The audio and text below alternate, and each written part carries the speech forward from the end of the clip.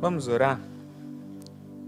Orar pedindo para Deus falar aos nossos corações, mas também orar confessando os nossos pecados. Feche seus olhos, coloque diante do Senhor aquilo que tem impedido que Ele tenha total liberdade na tua vida. Coloque os seus pecados diante dEle. Não sei quais são. Não sei quais são as áreas que precisam ser trabalhadas pelo Senhor. Mas algo que para mim me impressiona na leitura bíblica é que sempre antes de um milagre acontecer na vida de alguém, o Senhor perguntava: o que queres que eu te faça? Perguntava para um cego, perguntava para o aleijado. Embora a resposta fosse óbvia, mas Jesus perguntava para que a pessoa pudesse confessar com a sua própria boca qual era a área que ela gostaria que o Senhor trabalhasse. Neste momento, eu gostaria que a mesma coisa acontecesse aqui entre nós. Coloque diante de Deus o teu pecado, a tua dor, a tua fragilidade. E peça para que Ele, nesta manhã, por meio da palavra dEle, realize os milagres dEle na tua vida.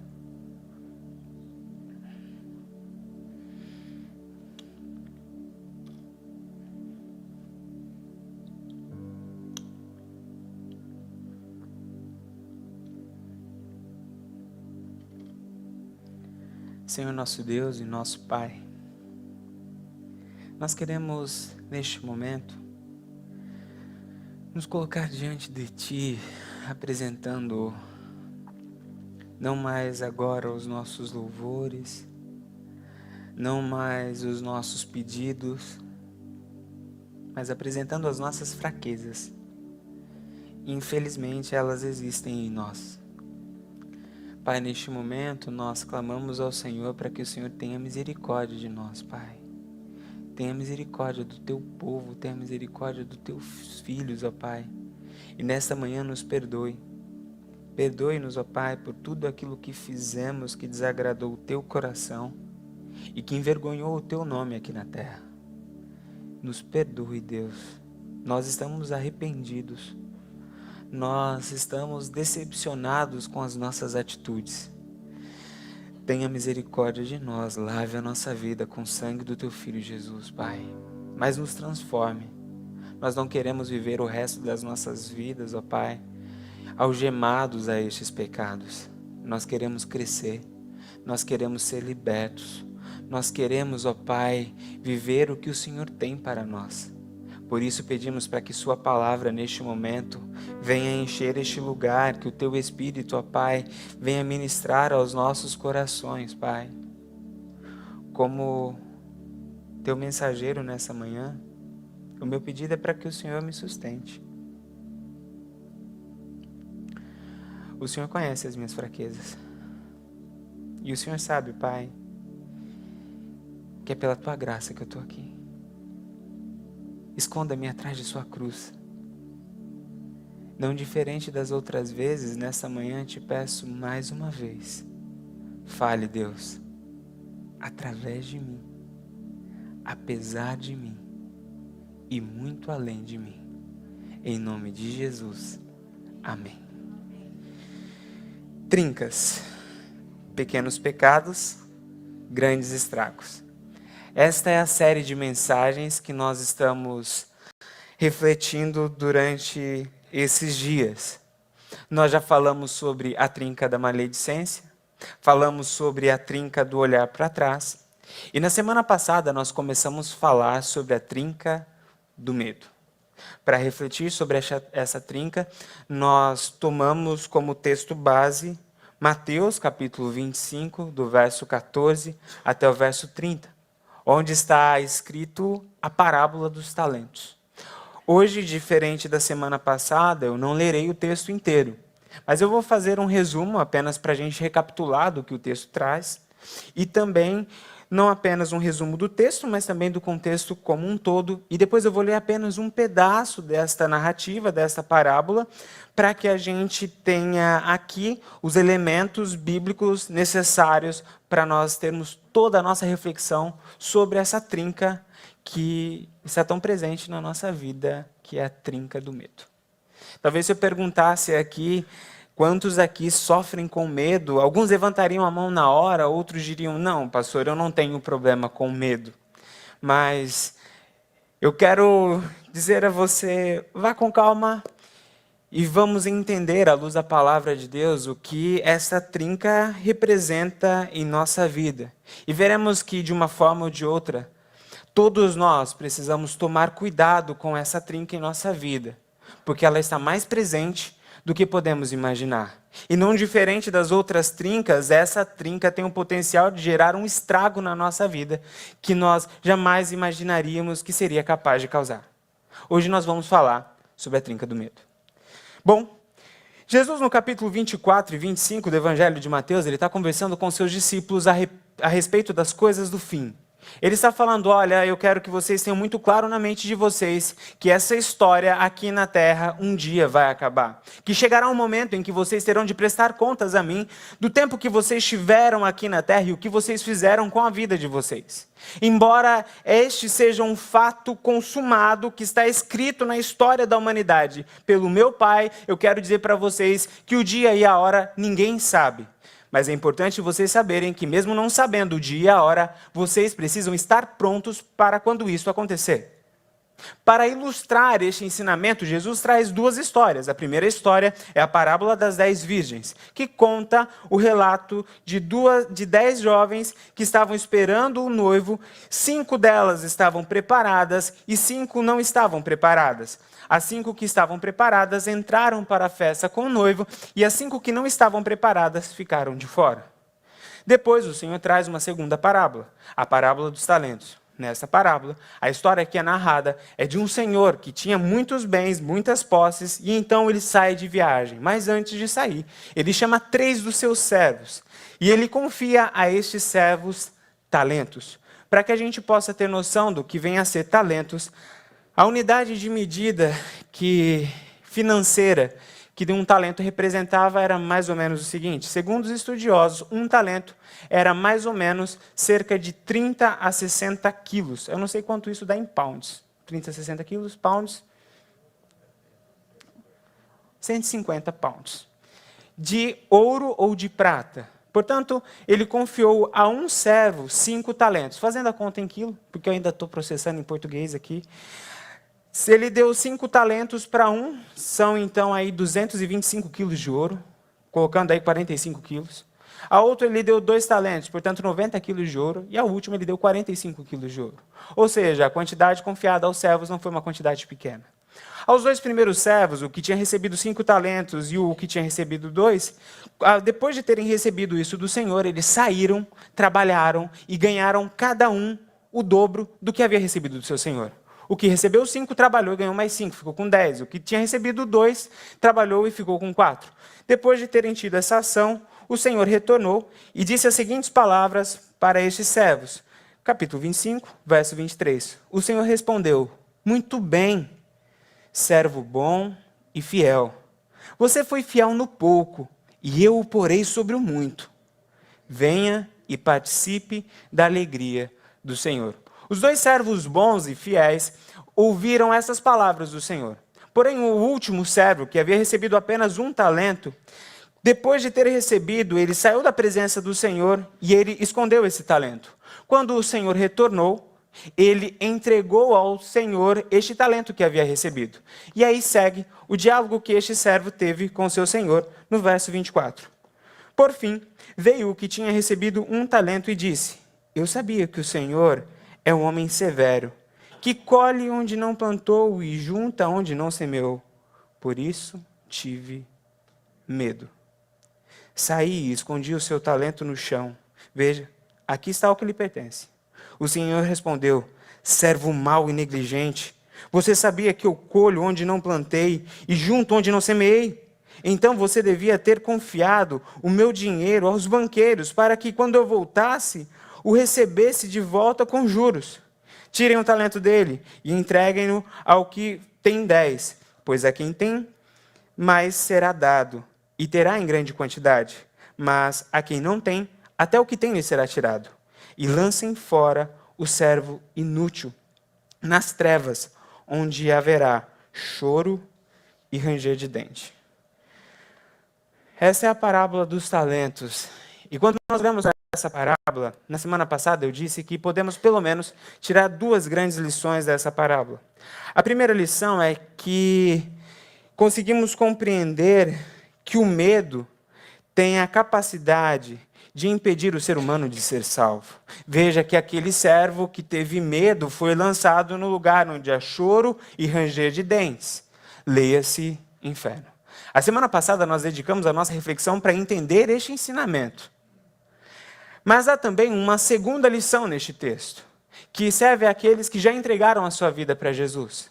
Este texto deixa bem claro para nós que o medo, essa trinca do medo, tem como consequência, entenda, uma grande consequência, de transformar-nos em servos maus, negligentes e, usando as próprias palavras do texto, inúteis. E traz como consequência também a realidade de não desfrutarmos de tudo aquilo que o Senhor preparou para nós desfrutarmos como seus filhos, como seus servos. Veja, que o servo que foi negligente, mau e inútil, ele não ouviu da parte do Senhor: entra na minha alegria e desfrute daquilo que preparei para você. Não apenas isso, este servo também não apenas foi privado de desfrutar de tudo aquilo que o Senhor havia preparado para ele, mas também teve retirado de suas mãos aquilo que o Senhor havia confiado a ele. E é sobre isso que nós vamos refletir nessa manhã. Nós vamos ver como o medo pode nos impedir de vivenciar tudo aquilo que o Senhor tem preparado para nós, e vamos ver como este medo pode também tirar de nossas mãos as bênçãos que o Senhor tem nos dado. Porque, afinal de contas, estes são os ensinamentos que a palavra de Deus nos traz. Hoje nós vamos ver a trinca do medo e como ela pode nos afetar. Creio que, para nós refletirmos sobre o medo, a primeira coisa que nós precisamos entender é o que de fato é o medo. A palavra que é usada aqui no grego é a palavra phobos. Phobos significa medo, pavor, pânico, terror. Uma pessoa que tem phobos é aquela pessoa que, frente ao objeto do seu medo, fica congelada. Não sabe o que fazer, não vai nem para frente nem para trás, paralisa. Ou então, phobos gera na pessoa aquele efeito de estouro de boiada. Aquela atitude impensada que sai atropelando todo mundo e até se atira em precipício. Essa palavra phobos é a palavra que é usada para falar sobre patologias do medo, doenças do medo, como aracnofobia, medo de aranha, aerofobia, medo de voar, acrofobia, o medo de altura, glossofobia, medo de falar em público, claustrofobia, medo de lugar apertado. E aí vão todas as outras fobias que existem. A palavra que é usada aqui é fobia. O texto está nos dizendo que aquele servo ele se tornou mau, ele se tornou negligente, ele se tornou inútil, porque o medo tomou conta do coração dele. E este medo, que é o medo que nos congela e nos impede de agir, ou nos impele a uma atitude impensada, se manifestou na vida deste servo dessa forma. O que era para ele fazer, ele ficou congelado e não fez. Era para ele investir, era para ele trabalhar com o talento, mas por conta do medo, ele não fez o que tinha de fazer. Ao mesmo tempo, aquilo que não era para ele fazer, ele fez. Talento não se enterra. Aquele homem, por medo, ele fez o que não poderia fazer. Veja, quando nós entendemos isso, a gente começa a ver o porquê o medo é algo tão ruim. Começamos a entender porque o medo nos faz tão mal, porque o medo faz com que a gente não faça o que temos de fazer e faça aquilo que nós não podemos fazer. Há uma relação muito próxima, uma relação muito íntima entre medo e desobediência. Para que nós possamos identificar quais são os nossos medos, basta nós identificarmos a raiz das nossas desobediências. Guardem bem isso que vou dizer. A filha do medo é a desobediência. Por isso que o medo é algo tão ruim na nossa vida. Por isso que o medo é um mal que precisa ser combatido com todas as nossas forças, porque o medo nos impede de fazer o que temos de fazer e muitas vezes nos empurra a fazer aquilo que não deveríamos fazer. Eu vou trazer exemplos práticos para que isso fique ainda mais claro para nós. Há um tempo atrás eu estava conversando com um amigo meu, e é conversa de amigos mesmo. E conversando com este meu amigo, ele é um amigo cristão, ele é um amigo temente a Deus, mas é um amigo que trabalha muito. E ele falou assim: Emanuel, eu sou cristão, eu sirvo a Deus, tenho temor a Deus no meu coração, mas é o seguinte, eu não consigo ir na igreja porque eu tenho que trabalhar de segunda a segunda.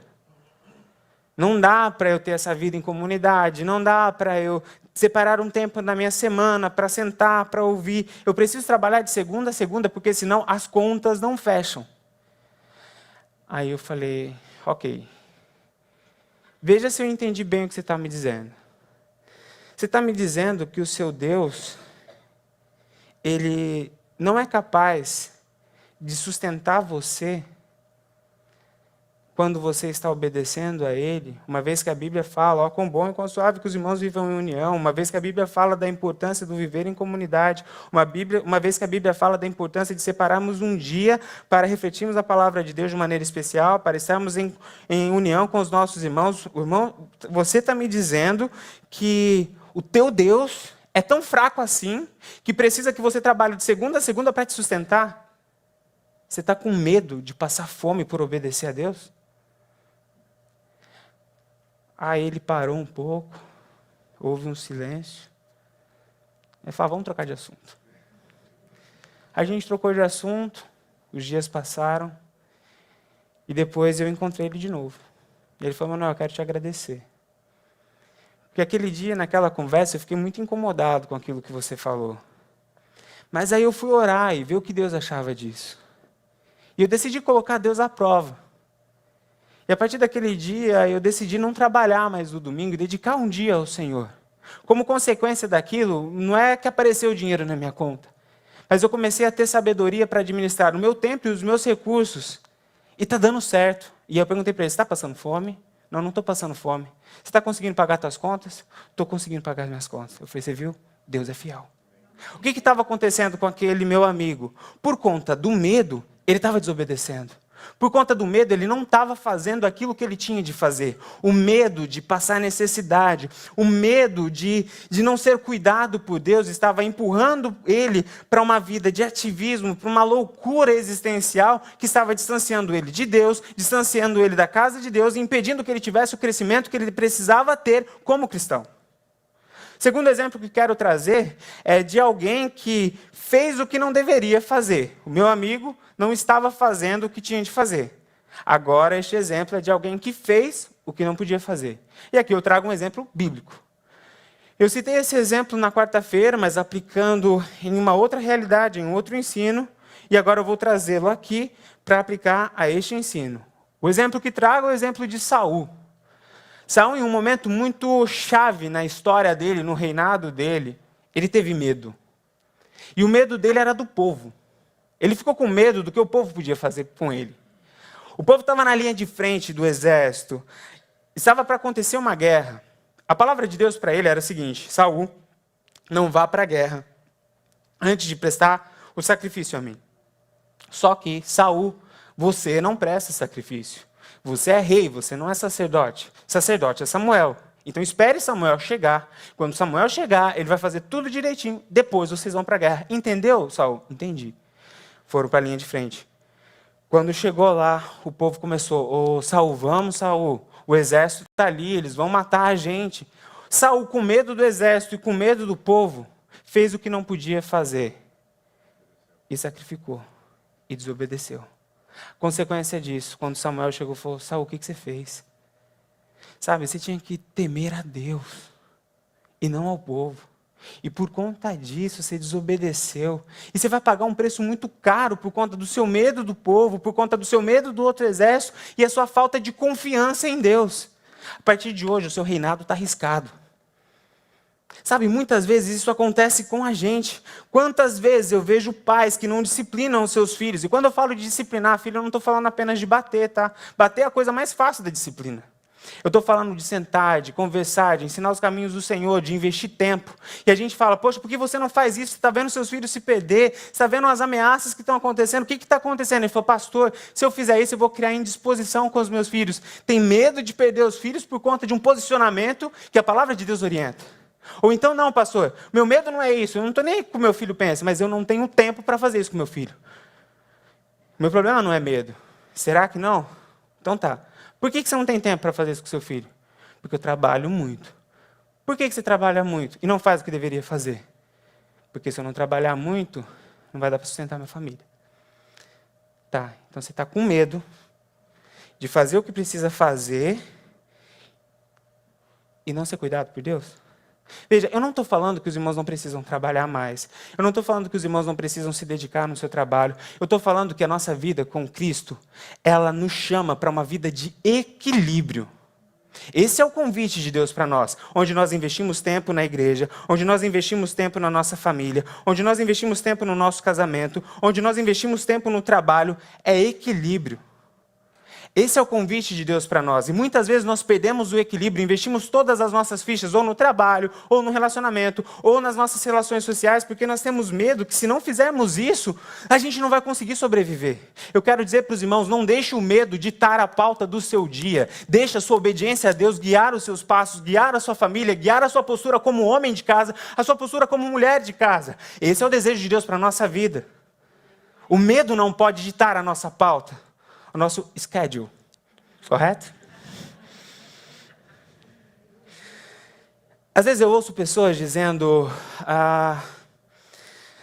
sabe, pastor, eu tenho dificuldade de me libertar do meu vício, ou então de me libertar de um relacionamento promíscuo, porque isso aqui é o único momento do meu dia, da minha vida, que eu sou feliz de verdade.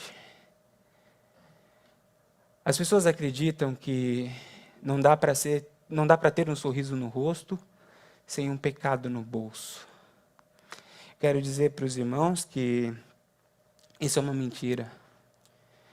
Que existe uma felicidade que é muito maior e melhor do que aquela que o seu vício e o seu hábito promíscuo te dá.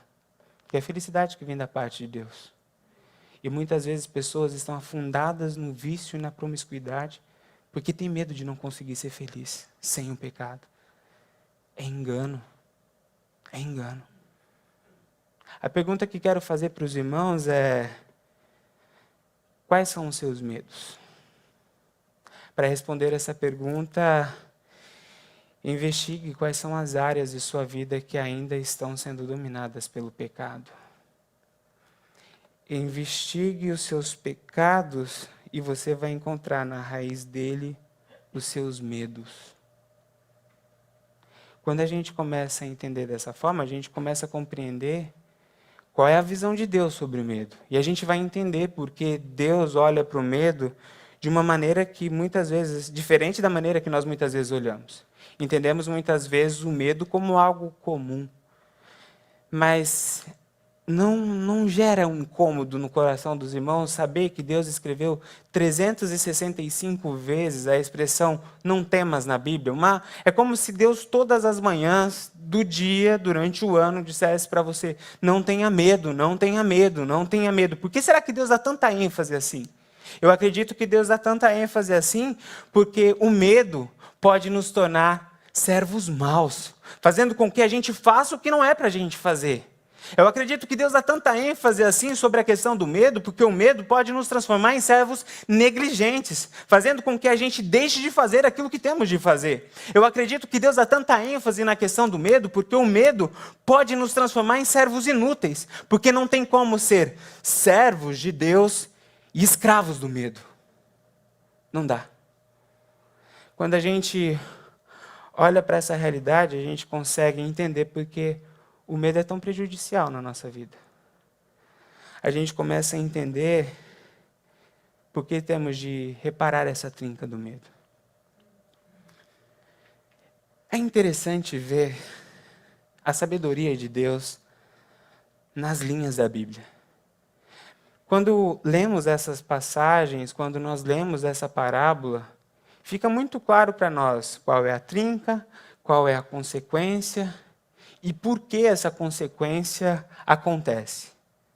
Mas é interessante notar que não apenas a trinca e a consequência nos é apresentada, como também o remédio que cura essa enfermidade, a ação que tapa essa trinca, a ação que corrige esse problema dentro de nós. Enquanto o medo tem como filha a desobediência, o extremo oposto do medo é a fé. E o filho da fé, ou a filha da fé, é a fidelidade. A Bíblia nos apresenta o extremo oposto do medo. E diferente daquilo que nós pensamos, que muitas vezes o extremo oposto do medo é a coragem, a Bíblia diz que não. O extremo oposto do medo não é a coragem, o extremo oposto do medo é a fé.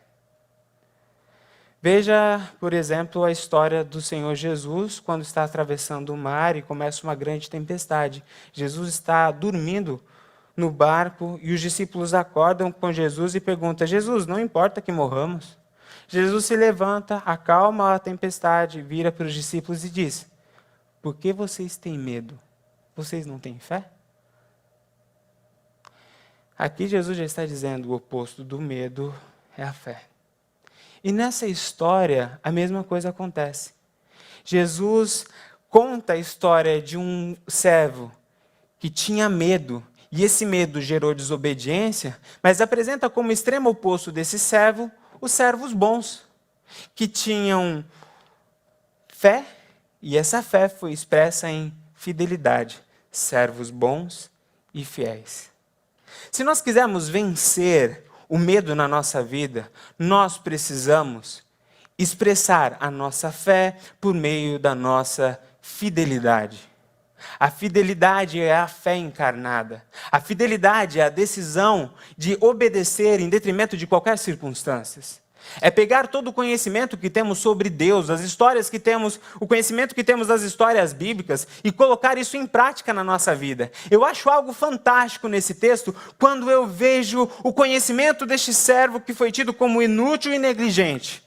Ele disse: olha, eu sabia que o Senhor era um Senhor que colhia onde não plantava, que tinha uma habilidade de negociar que era absurda. O Senhor colhe onde não planta, o Senhor junta onde não semeou. O Senhor ouve aquilo e fala: peraí, você sabia que eu colhi onde não plantava, que eu juntava onde não semeava? E você pegou o talento e enterrou? O motivo pelo qual aquele homem justificou o seu medo foi o mesmo motivo pelo qual o Senhor apresentou como razão para ele não ter feito, para ele não fazer aquilo que ele tinha feito. Ele disse: você sabia de tudo isso e mesmo assim você enterrou?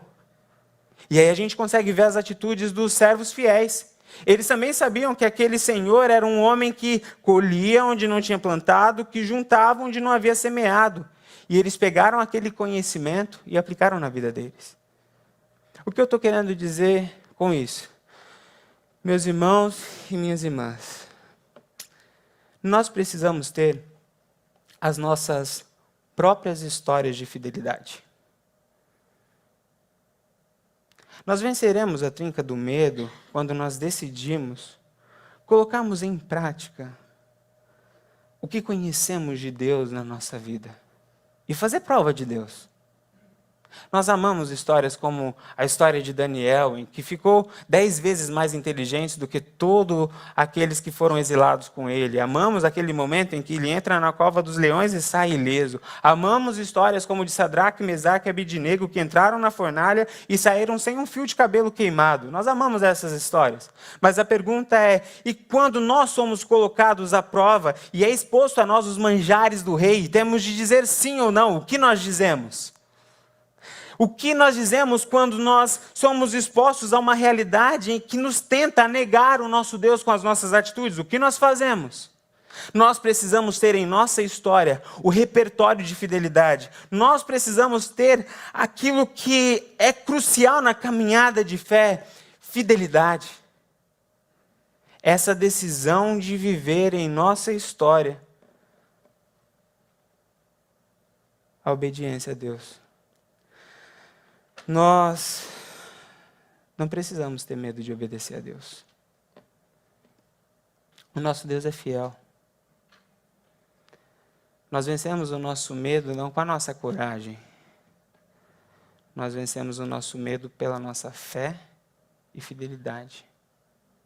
Antes de vir para cá, nós estávamos fazendo uns cálculos lá e tal, e eu tinha um carro no Brasil. E aí eu falei, bom, a gente vai ficar lá, inicialmente são 4 meses, e vai ser bem na virada do ano, aí tem IPVA, tem seguro para pagar, tem depreciação do bem. Vamos vender o carro. A gente vende o carro, depois compra a hora que chegar. Eu fiz uma procuração para o meu pai no cartório, para o meu pai vender o carro para mim, e vim para cá. Quando cheguei aqui, meu pai liga para mim e fala, Manuel, seguinte, aquela procuração que a gente fez no cartório não vale para nada. Tinha que ser uma procuração pública e não aquela que a gente fez. Aí eu falei, meu Deus do céu, e agora? Ele falou, não, eu vou ver lá se tem alguma coisa que a gente pode fazer. Aí chegou lá, foi no, acho que é despachante, né? Falou, olha, não tem como fazer nada, mas eu vou ver o que eu consigo aqui. Aí a gente estava falando no telefone, por FaceTime, de repente o telefone dele toca. Era esse despachante. Falou assim, ó, o Rubens, é o seguinte, de fato, aquela procuração não serve para nada. Mas o delegado me disse que se a gente for lá e conversar com ele, dá para fazer alguma coisa.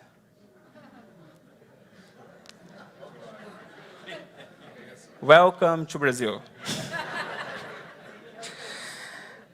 Aí meu pai desligou o telefone, e aí o que eu falei para o meu pai, eu falei, pai, eu prefiro ficar com esse carro, fechado na garagem, depreciando bem, pagar todas as contas, do que ir pelo caminho da ilegalidade. Deixa quieto isso, a gente não vai. Aí meu pai falou, isso mesmo. Não vamos jogar com pecado. Se Deus tiver que fazer alguma coisa, Ele vai fazer pelos caminhos certos. Ok? Ok.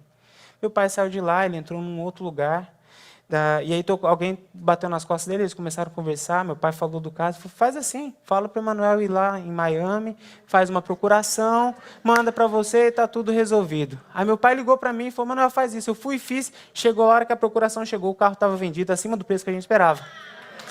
Não precisa de pecado para Deus te abençoar, meu irmão. Confia no teu Deus. Deus não precisa de pecado para derramar as bênçãos dele sobre a sua vida. Não vale a pena brincar com o pecado. O nosso Deus é Deus fiel. Põe à prova o teu Deus, seja fiel a Ele e Ele vai te abençoar. Meus irmãos, essa é a realidade que nós precisamos cultivar na nossa vida, é isso que nós temos de fazer. Meus irmãos, você como pai, você como mãe, honre a Deus dentro do seu lar, faça o que precisa fazer dentro da tua casa, com os teus filhos, não tenha medo de obedecer a Deus. A Bíblia nos traz 2 exemplos, o exemplo de Josué e o exemplo de Eli. Josué foi um homem íntegro, foi um homem que levou Deus a sério. Olhe para a história de Josué e você vai ver uma história de integridade, você vai ver uma família abençoada.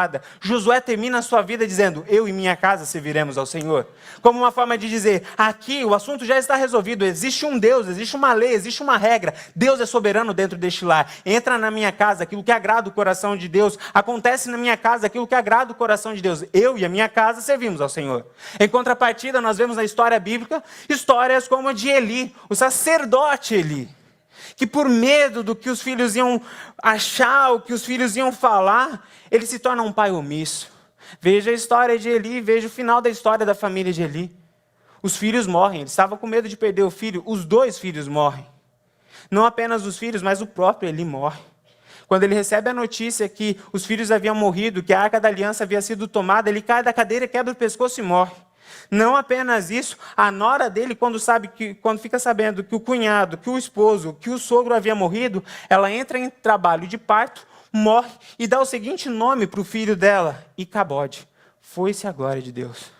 Veja o que o medo pode fazer com uma família. Desgraça a vida, desgraça uma história, desgraça uma geração. Não tenha medo de ser fiel a Deus. O nosso Deus é fiel. Não adianta clamar a bênção de Deus sobre a sua família se você não está sendo fiel dentro do seu lar. Não dá, não dá. Quando nós olhamos para casamentos, muitas vezes a gente fica vendo realidades que são insustentáveis. Meu irmão e minha irmã, se infelizmente existe algum pecado escondido dentro do seu casamento, seja na área sexual, seja na área relacional, seja na área financeira, faça o que tem que fazer. confesse o seu pecado e submeta a sua vida para ser tratada por Deus. Pastor, mas e se eu fizer isso, o que vai acontecer? Deus vai honrar. Porque não tem como curar pecado que não é confessado. Estava lá na outra igreja, nem era Boas Novas, era no Ipiranga ainda. E aí, de repente, passou uma pessoa na rua, viu que era uma igreja, tocou o interfone, a secretária atendeu. Falou, pastor, tem um jovem que passou aí na rua e está querendo conversar com o senhor. Não é daqui da igreja, mas está precisando de uma ajuda. Eu falei, não, manda entrar. Aí ele falou, pastor, eu estou com um problema muito sério. Eu falei, pode falar, estou aqui para te ouvir, estou aqui para te ajudar naquilo que a gente conseguir. Pastor, eu moro com a minha sogra. Eu falei, eu entendi seu problema. Aí ele falou, não, mas esse não é o problema. Provavelmente minha sogra está assistindo. Sogra, eu te amo. Eu brinco com sogra porque, de fato, eu amo muito a minha sogra, viu? Eu amo mesmo, ela é minha segunda mãe.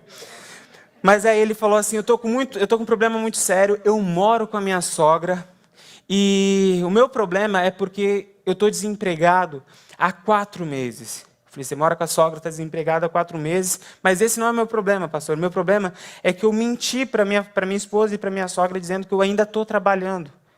E todos os dias eu saio de manhã como se estivesse indo trabalhar, mas na verdade eu fico andando na rua. E isso está me incomodando demais, eu não sei o que vou fazer. Se eu chegar lá e falar isso para minha sogra, vai virar um inferno na minha vida, eles vão me colocar para fora e tal. Eu falei, vamos fazer o seguinte, vamos fazer o que a Bíblia orienta. Chega lá e fala, pastor, mas não dá, pastor. O senhor vai comigo? Eu vou. Eu vou, mas você conta. Tá bom, vamos lá. Aí cheguei lá, entramos, sentamos, a sogra já olhou assim para mim, meio desconfiada, falou, quem que você é? Aí eu falei, pergunto para ele. Aí ele falou, é o pastor. Eu falei, pastor, o que aconteceu? Aí eu falei, pode falar, fala para a sogra. Aí ele contou. No que ele terminou de contar, a sogra virou para mim e falou assim, pastor, ele é um bom rapaz, doce, amoroso, carinhoso, só tem um problema, pastor. Ele só precisa virar homem. Porque ele vive uma vida de mentira. Mas, pastor, o que está acontecendo aqui para mim é um ponto de esperança. Porque é a primeira vez que ele confessa a mentira dele. E ali eles começaram a se tratar, ele começou a confessar os pecados dele, começou a colocar tudo aquilo ali para fora. E o lar foi restaurado.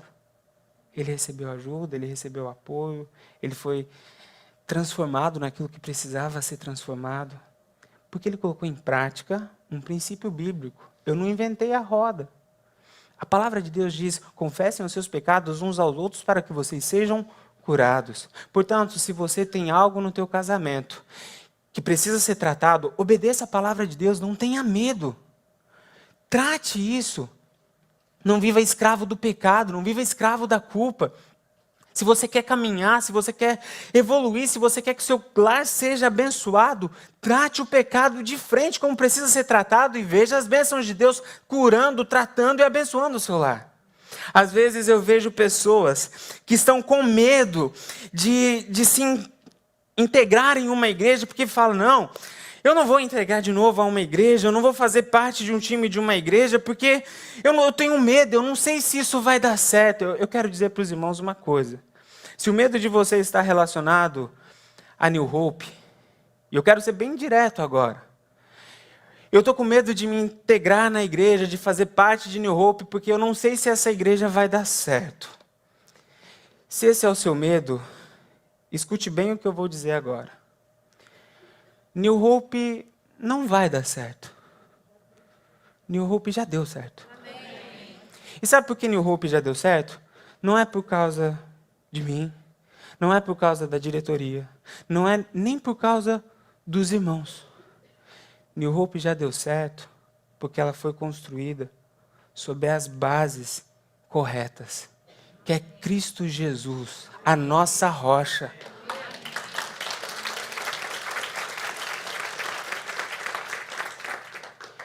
E sobre esta igreja repousa uma palavra da parte de Deus, que é, sobre esta igreja as portas do inferno não prevalecerão.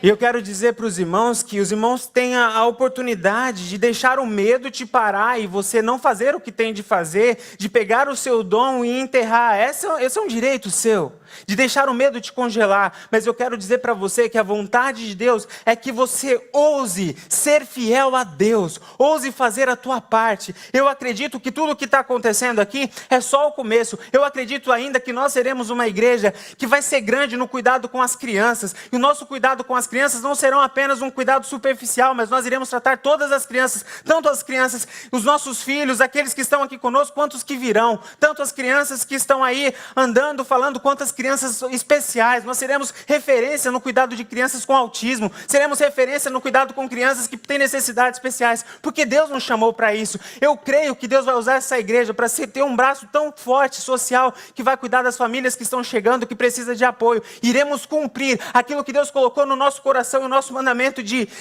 dar de vestir aqueles que estão nus, dar de comer aqueles que têm fome. Eu acredito nisso. Você tem a oportunidade de sentar e ver tudo isso acontecer e simplesmente no futuro dizer: eu vi tudo isso acontecendo em New Hope. Eu acompanhei o processo que aconteceu lá. Ou você tem a oportunidade de ter as suas próprias histórias de fidelidade a Deus neste lugar e dizer: eu arregacei a manga, eu entrei no time. Eu venci o medo do meu instinto de autopreservação e eu fiz a minha parte. Eu quero dizer para você: não deixe o medo te parar. Não deixe o medo te tornar uma pessoa má. Não deixe o medo te tornar um servo negligente. Não deixe o medo te tornar um servo inútil. A palavra de Deus para nós nesta manhã é exatamente essa. Não deixe o medo te privar das maravilhas e das bênçãos que Deus tem preparado para você. O medo fez isso com aquele servo. O Senhor tinha uma mesa posta, o Senhor tinha uma festa preparada para ele, mas o medo impediu que ele participasse de tudo isso. Tem um autor chamado John Stott. John Stott talvez seja um dos principais pensadores deste século do mundo evangélico. E ele diz o seguinte: sabe por que pecamos? Pecamos não porque queremos prazer. Pecamos porque queremos pouco prazer. Porque se quiséssemos prazer de verdade, felicidade verdadeira, nós não pecaríamos. Esperaríamos em Deus, porque Ele é a nossa alegria. O mesmo autor vai dizer que todas as vezes que nós recusamos o convite de Deus para a santidade e para a obediência, todas as vezes que dizemos não a Deus, nós estamos agindo como crianças que, brincando em um esgoto ao céu aberto, naquela lama, naquela sujeira, ao ouvirem o convite do Pai para uma praia de areias e águas limpas, diz não, por medo de não ter um momento bom. O que Deus tem preparado para nós é algo grandioso. E aqui extrapola a questão da igreja. Aqui chega na tua vida. Vale a pena obedecer a Deus. Vale a pena ser fiel. Não tenha medo. Não tenha medo de confessar os seus pecados. Não tenha medo de abandonar os seus vícios. Não tenha medo de mudar as coisas dentro de sua casa que precisam ser mudadas. Não tenha medo de assumir compromissos em nome de Deus. Não tenha medo de tomar as decisões que precisam ser tomadas. Esse é o convite de Deus para a nossa manhã. Feche a trinca do medo. A filha do medo é a desobediência. A filha da fé é a fidelidade. Seja fiel. Seja um servo bom e um servo fiel. Desfrute das bênçãos que Deus tem preparado para você. E receba as bênçãos do Senhor. Eu quero convidar os irmãos a fecharem os seus olhos agora e eu quero orar com vocês.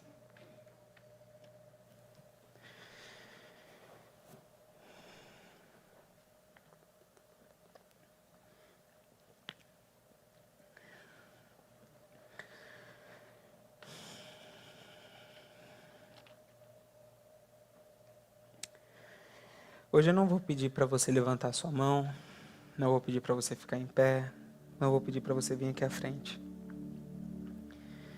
Eu vou pedir apenas para que você pense em tudo aquilo que você ouviu aqui. Pense sobre os seus atos de desobediência, de infidelidade. Pense sobre os seus medos. Pense em quais áreas de sua vida você tem sido infiel. Quero dizer para você que isso tem sido um atraso na sua vida. Isso tem impedido você de viver o melhor de Deus. Isso tem impedido você de desfrutar de uma alegria que transborda todo entendimento. A palavra de Deus para você hoje é: não temas. Seja fiel. Ore ao Senhor.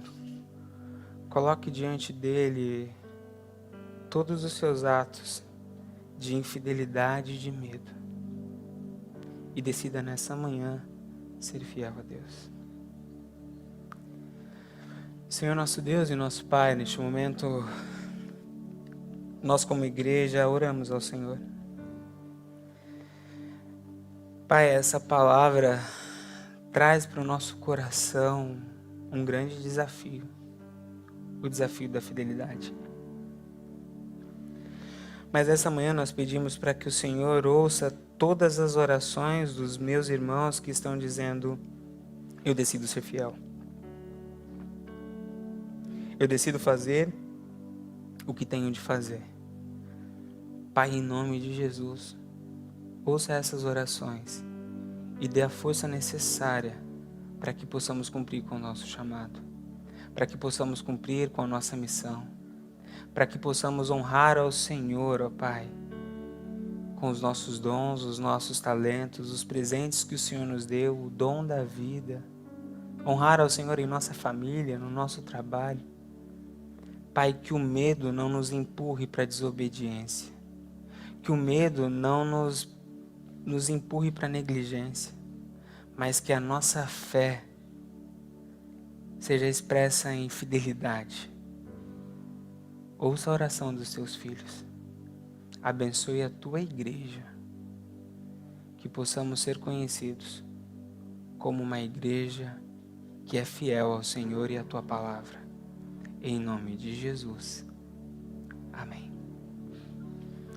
Amém, meus irmãos e minhas irmãs.